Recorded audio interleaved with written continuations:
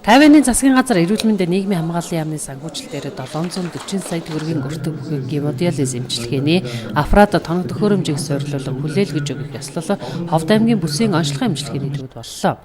Ховд аймгийн бүсийн онцлогын эмчилгээний төвийн мэдээгүйжүүлэг эрчим тэмчилгээ гемодиализийн тасагт олгосон бөөрийн цус шүүх 2 аппарат тоног төхөөрөмжийг Тайваны засгийн газрын санхүүжилтээр хэрэгжиж буй гемодиализийн төв төслийн хүрээнд нийлүүлж байгаа бөгөөд тус үйл ажиллагаанд Ховд аймгийн иргэдийн төлөөлөгчдийн хурлын дарга Пүрэвганд засаг дарга Галсан Дондог, засаг даргын орлогч Батсөхөн, нийгмийн бодлого хөгжлийн хэлтсийн дарга Ган Төмөр, эрүүл мэндийн газрын дарга Мегмар Сүрэн, нийгмийн бодлогын хэлтсийн ахлах мэргэжилтэн Дорж, бүсийн онцлогын эмчилгээний төвийн захирал Баяр Тогтох, улсын хурлын гишүүн Хуйлзуу дотоод хэргийн сайд Бямц Цогтын бие төлөөлөгч Ган Төмөр, Тайваны эрүүл мэндийн нийгмийн хамгааллын яамны харьяа Тайван эмнэлгийн дарга, Тайваны олон улсын эрүүл мэндийн сургалтын төвийн зөвлөлт, Тайваны Төвд Монгол хорооны Монголын асуудлын хэлтсийн дарга, эрүүл мэндийн нийгмийн хамгааллын яамны харьяа Тайван эмнэлгийн олон улсын эрүүл мэндийн тусламж үйлчилгээ эрхэлсэн захиралгээд Тайваны төлөөлөгчд оролцлоо.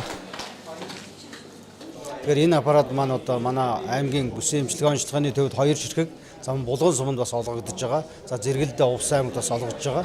За ингээд Тайваны засгийн газар, Монгол улсын засгийн газар хоорондоо ярьсны дагуу за мөн Тайваны одоо Монгол төвдийн хорооноос санаачилж Тайваны Тайбэй эмнэлгийн хамт олон одоо хэрэгжүүлсэн энэ том төсөл бол манай ховдчуудын эрүүл мэндэд одоо бас анхаарсан том юм төсөл арга хэмжээ болж байна гэж ингэж үзэж байна. Тэгээ одоо бид нар бас хүний нөөцөө ч гэсэн бас цөөлөх боломжтой 4 аппарат зэрэг ажилласнаар 2 сувилагч 2 техникч ажилладаг байсан бол одоо 4 ор зэрэг ажилласнаар 1 техникч 1 сувилагч ажиллах боломжтой гэх мэтчлэн илүү гарсан хүний нөөцөө бусад хэрэгцээтэй тасгуудад хуваарлах гэх мэтчлийн наад захын хүний нөөц болон эдийн засгийн хувьд маш их ашигтай хэрэгтэй ийм аппарат нийлүүлсэнд маш их баяртай байна. Тэгээ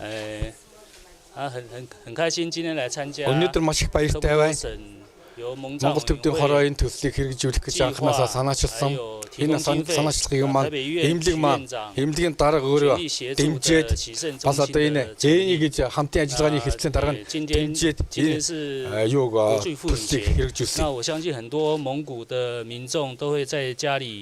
我们昨天从乌布苏过来， юуны улсчууд улсын өвчтөн за тухайн үедээ заавал юуны ховдод ирж одоо энэ аппаратанд ордог байсныг бид бодоочгүй бидний санаанд орчихгүй.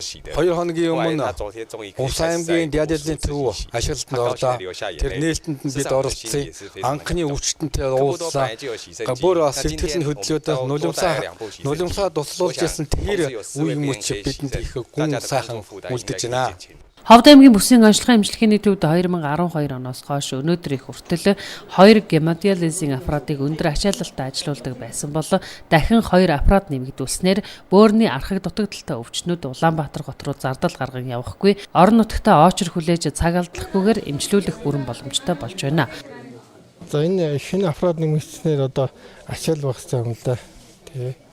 Бид нар бол өдөртөө 2-3 хэлээр ордог байсан. Тий. Тэгээд бид нар одоо шөнө орой ороод гарахад бол нүд юм хардггүй байхгүй юу?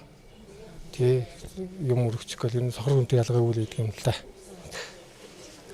Тэгээд одоо шинэ аппараттай бас ачаал багассан өдрийн цагаар ороод авах боломжтой болж байна л да. Тэгээд баяртай байна. Өөрөөр 7 хоног хэд вэ? 7 хоног 3 ордог. Одоо анх энэ Германы 2 аппарат тавигдахад анх орж ирсэн. Тэгээд одоо 5 жил болж байна да.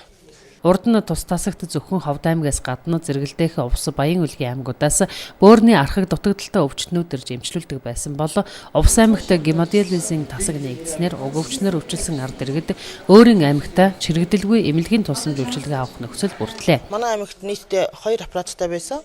2 аппараттай 24 өвчтөн өөрчлөлөгч маань ордог байсан. 24 хүн маань нэг хүн 7 ногт 3 удаа орно гэхээр маш их ачаал ихтэй заримдаа орж чадахгүй тохиолдол байдаг гэсэн бол өнөөдрөөс эхлээд ингээд Тайваны тусламжаар 4 аппараттай болсноороо 24 хүний маань ачаал 100% буурч чадсан. Бас нөө Баян үлгий болон Увс аймагуудад бас гемодиализийн аппараттай болсноороо энд үйлчилж исэн хүмүүсийн маань тоо цөөрсөн. Дээрээс нь энд үлдсэн хүмүүсийн маань ачаал борсонда маш их баяртайгаа. Ингэснээрээ өвчтөнгүүдийн маань цаашдын эрүүл мэндэнд бол ямар ч хүндрэл байхгүй, очир дугаар үүсэхгүй. Тэгээд хэрэгцээтэй бүх одоо эмчилгээгээ гүйцэд авч чаддаг болсонд нь маш их баяртай байна. Урд нь ажиллаж байсан хоёр аппаратнаас одоо энэ сүүлд 50-аас ирсэн юм аппарат ямар ялгаатай вэ? Урд нь манад бол Personus 4008B гэдэг аппарат байсан. Гэхдээ тэр маань хичнээн манад эрэхтэй бас олон жил ажилласан тийм хуучин аппарат ирж исэн бол өнөөдөр ирсэн аппарат маань бол шинэ нэгдүгээр хоёрдугаар давхар имчилгээ хийгддэг хүчин чадал маш өндөр аппарат ирж байгаа учраас энэ маань мөн үйлчлүүлэгчдэд илүү ач холбогдолтой гэсэн үг. Мөн гемодиализийн тасгийн нээлтийн үйл ажиллагаанаас гадна Ховд аймгийн бүсийн онцлогын эмчилгээний төв нь тайваны тайбан эмнэлэгтэй хамтран ажиллах эгч дүүс эмнэлгийн гэрээнд гарын үсэг зурснаар бүс нутгийн эмч мэрэгжилтнүүдийг тайваны тайбан эмнэлэгт суралцахад дэмжлэг үзүүлэх туршлага солилцож цаашид олон талаар хамтран ажиллахаар боллоо.